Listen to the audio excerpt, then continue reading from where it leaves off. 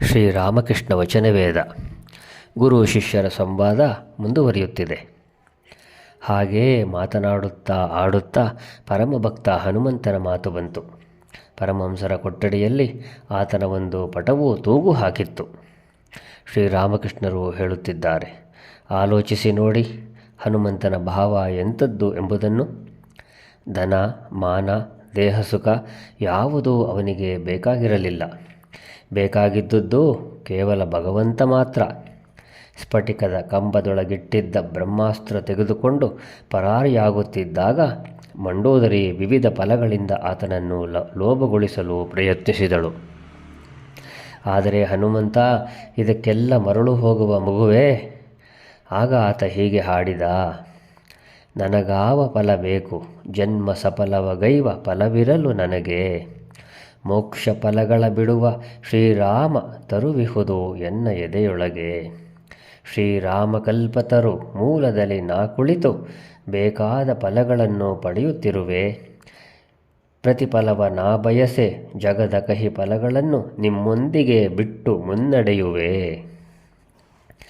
ಪರಮಹಂಸರು ಈ ಹಾಡನ್ನು ಹಾಡುತ್ತಿದ್ದ ಹಾಗೆ ಸಮಾಧಿಸ್ಥರಾಗಿ ಬಿಟ್ಟಿದ್ದಾರೆ. ಮತ್ತೆ ನಿಷ್ಪಂದ ಹೃದಯ, ಸ್ಥೀಮಿತ ಲೋಚನ, ಸ್ಥಿರದೇಹ ಕುಳಿತುಕೊಂಡಿದ್ದಾರೆ. ಫೋಟೋವಿನಲ್ಲಿ ಕುಳಿತಿರುವ ಹಾಗೆ.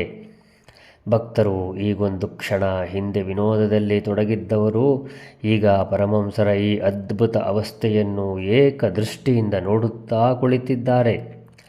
ಸಮಾಧಿ ಅವಸ್ಥೆಯನ್ನು ಮಾಸ್ಟರ್ ಈಗ ಎರಡನೆಯ ಸಲ ನೋಡುತ್ತಿದ್ದಾನೆ. ಬಹಳ ಹೊತ್ತಾದ ಮೇಲೆ ಪರಮಹಂಸರು ಸಮಾಧ್ಯಾವಸ್ಥೆ ಪರಿವರ್ತನೆ ಹೊಂದಲಾರಂಭಿಸಿತು. ದೇಹ ಅಲುಗುತ್ತಿದೆ, ಮುಖದಲ್ಲಿ ಮಂದಹಾಸ ಹೊರಹೊಮ್ಮುತ್ತಿದೆ. ಇಂದ್ರಿಯ ಸಮೂಹ ತಮ್ಮ ತಮ್ಮ ಕೆಲಸ ಮಾಡಹತ್ತಿವೆ. ಕಣ್ಣಿನಿಂದ ಪ್ರೇಮಾಶ್ರುವನ್ನು ಸುರಿಸುತ್ತಾ ರಾಮ ರಾಮ ಅಂತ ಉಚ್ಚರಿಸುತ್ತಿದ್ದಾರೆ.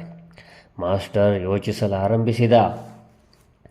ಈಗ ಕೆಲವು ನಿಮಿಷಗಳ ಹಿಂದೆ 5 ವರ್ಷದ ಹಸುಳೆಯ ಹಾಗೆ ಯುವಕರೊಡನೆ ತಮಾಷೆ ಮಾಡುತ್ತಿದ್ದವರು ಈ ಮಹಾಪುರುಷರೇ ಏನು?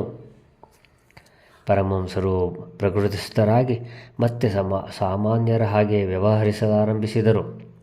ಮಾಸ್ಟರ್ ಮತ್ತು ನರೇಂದ್ರನನ್ನು ಸಂಬೋಧಿಸಿ ಹೇಳುತ್ತಿದ್ದಾರೆ, ನೀವಿಬ್ಬರೂ ಇಂಗ್ಲೀಷಿನಲ್ಲಿ ಸಂಭಾಷಿಸಿ ವಾದ ಮಾಡಿ, ನಾನು ಆಲಿಸುತ್ತೇನೆ. ಈ ಮಾತನ್ನು ಕೇಳಿ ಮಾಸ್ಟರ್, ನರೇಂದ್ರ ಇಬ್ಬರೂ ನಗುತ್ತಿದ್ದಾರೆ. ಇಬ್ಬರೂ ಸ್ವಲ್ಪ ಹೊತ್ತು ಸಂಭಾಷಣೆ ಮಾಡಿದರು, ಆದರೆ ಬಂಗಾಳಿಯಲ್ಲಿ. ಪರಮಹಂಸರೆದುರಿಗೆ ಮಾಸ್ಟರ್ ವಾದವಿವಾದದಲ್ಲಿ ತೊಡಗುವುದು ಎಂದಿಗೂ ನಡೆಯದ ಮಾತು. ಆತನ ತಾರ್ಕಿಕ ಪ್ರವೃತ್ತಿಗೆ ಪರಮಹಂಸರ ಕೃಪೆಯಿಂದ ಒಂದು ರೂಪದಲ್ಲಿ ಬೀಗಮುದ್ರೆ ಬಿದ್ದಿತ್ತು. ಆದ್ದರಿಂದ ಆತ ತರ್ಕ ವಾದವಿವಾದ ಮಾಡುವ ಬಗೆ ಹೇಗೆ? ಪರಮಹಂಸರು ಬಲಾತ್ಕರಿಸಿದರೂ ಸಂಭಾಷಣೆ ಇಂಗ್ಲೀಷಿನಲ್ಲಿ ನಡೆಯಲಿಲ್ಲ. ಗಂಟೆ 5. ಕೆಲವು ಮಂದಿ ಭಕ್ತರು ತಮ್ಮ ತಮ್ಮ ಮನೆಗಳಿಗೆ ಹಿಂದಿರುಗಿ ಹೊರಟು ಹೋದರು. ಕೇವಲ ಮಾಸ್ಟರ್ ಮತ್ತು ನರೇಂದ್ರ ಉಳಿದುಕೊಂಡಿದ್ದಾರೆ. ನರೇಂದ್ರ ಕಾಲು ತಂಬಿಗೆ ತೆಗೆದುಕೊಂಡು ಹಂಸ ಪುಷ್ಕರಣಿ ಮತ್ತು ಸರ್ವೆ ಮರಗಳ ಕಡೆಗೆ ಕೈಕಾಲು ತೊಳೆಯಲು ಹೋದ. ಮಾಸ್ಟರ್ ದೇವಾಲಯಗಳ ಹತ್ತಿರ ಅಡ್ಡಾಡುತ್ತಿದ್ದಾನೆ. ಸ್ವಲ್ಪ ಹೊತ್ತಾದ ನಂತರ ಕುಟೀರದ ಮಾರ್ಗವಾಗಿ ಹಂಸ ಪುಷ್ಕರಣಿಯ ಕಡೆಗೆ ಮುಂದುವರಿದು ನೋಡುತ್ತಾನೆ. ಪುಷ್ಕರಣಿಯ ದಕ್ಷಿಣ ದಿಕ್ಕಿನ ಹಂತಗಳ ಮೇಲಿರುವ ಚೌಕಟ್ಟಿನ ಮೇಲೆ ಪರಮಹಂಸರು ನಿಂತಿದ್ದಾರೆ.